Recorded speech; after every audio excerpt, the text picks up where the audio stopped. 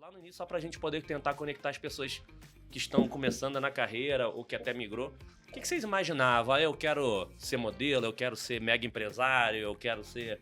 Lá no seu primeiro, segundo grau lá, o que vocês imaginavam que ia ser o futuro da carreira de vocês? Olha, o meu, lembrando aqui os meus 17 anos, sempre foi uma mistura entre o que eu queria ser e o que eu precisava ser. Que acho que a gente veio de origens onde a gente podia ter pouca escolha do que eu quero, que eu sonho. Porque a gente veio de origem humilde, então eu querer é uma coisa, mas o que eu tenho que ser hoje é outra. E eu fiquei um pouco nesse dilema, aí minha graduação é um pouco assustadora, mas eu já explico, que eu sempre gostei de números. Eu não entendia muito o que é ser engenheira, mas eu achava que era um negócio legal isso. Só que engenharia, na cidade que eu morava, que era Uberlândia, era bem disputada. Era uma universidade federal. E também nunca passou pela minha cabeça fazer faculdade particular. Não tinha essa opção. Então tinha que ser pública. E era muito concorrido.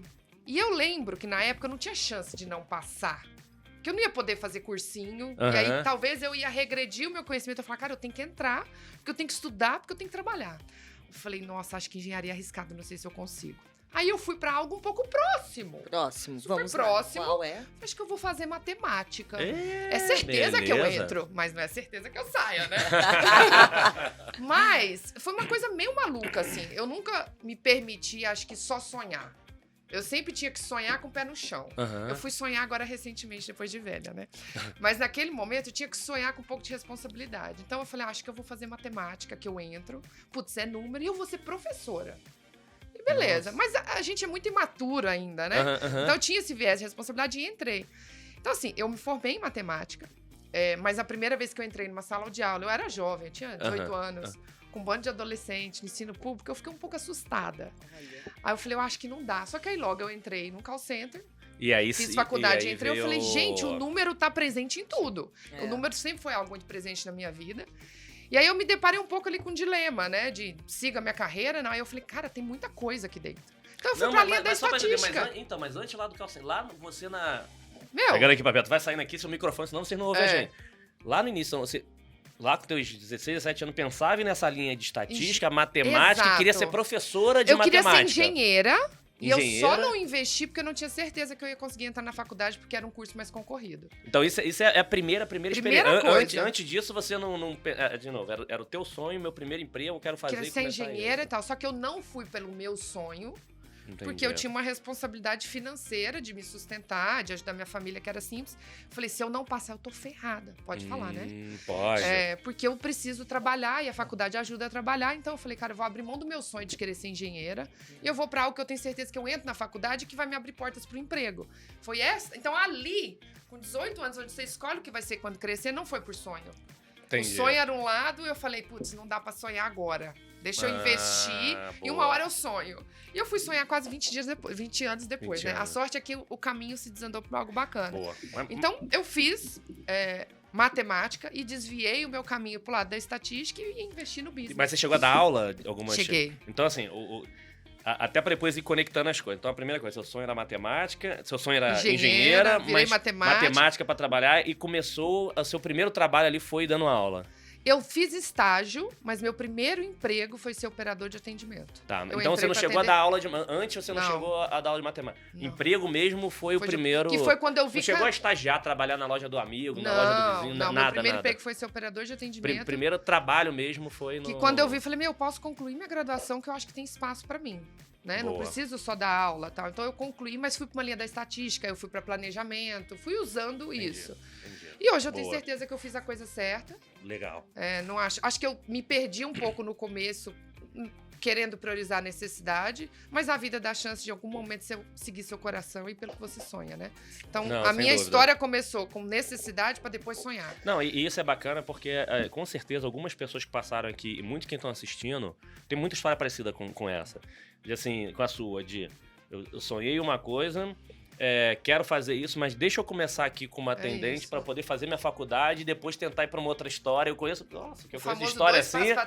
Só que assim, na hora que começa esse negócio aqui entrar no sangue, vou aqui, vou crescendo. Mas a gente vai voltar nessas segundas etapas aí, só pra gente saber também lá desse início do sonho aí do Reginaldo. Né? Mas só para complementar, que eu tenho certeza que quem tá assistindo vai se identificar, é que além disso, de toda essa história que ela falou, é uma mulher.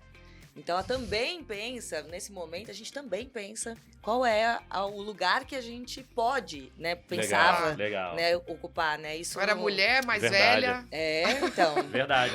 É Bom super ponto, desafio. bom ponto. E aí, Reginaldo, assim, pessoal... Mas só, antes até de falar do meu, tem uma coisa que eu gosto muito dessa fala, porque eu entrevistei milhares de CEOs executivos. Sim. A quantidade de matemáticos e engenheiros ocupando posições de liderança nas corporações é gigantesca.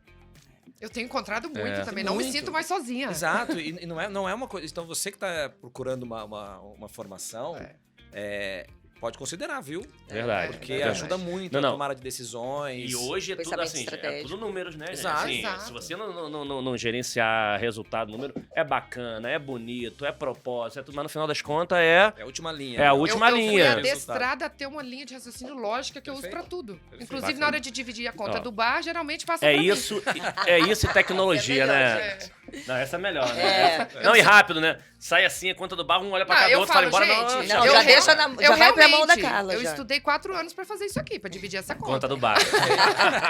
Boa. Não, e outra coisa é que, assim, você aproveitou aí, o Reginaldo falou dessa questão do matemática, outra coisa é a tecnologia.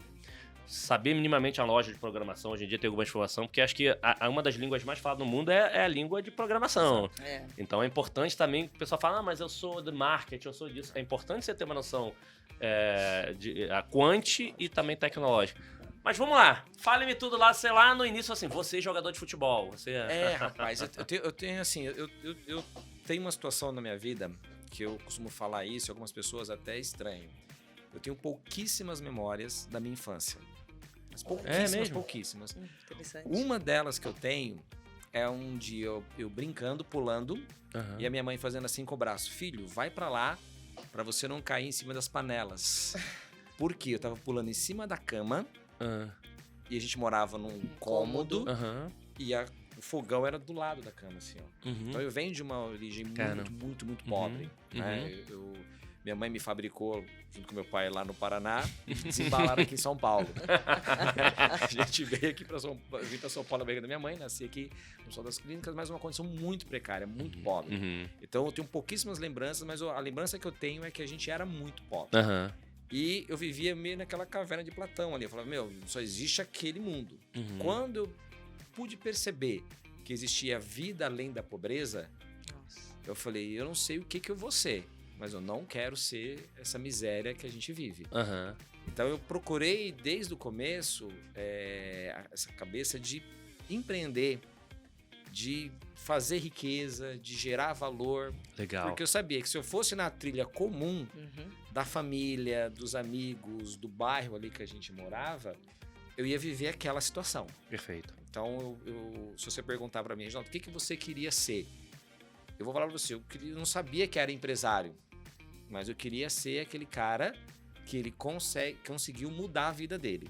Que ele Bacana. conseguiu... Você sabia muito bem o que você não queria ser também. Exatamente. É, Essa isso é uma é frase que eu melhor. uso muito. De vez em quando minha esposa brinca, eu falo, você veio lá das L de São Paulo. Eu falei assim, eu sei muito bem de onde eu vim. Eu só quero voltar lá a passeio.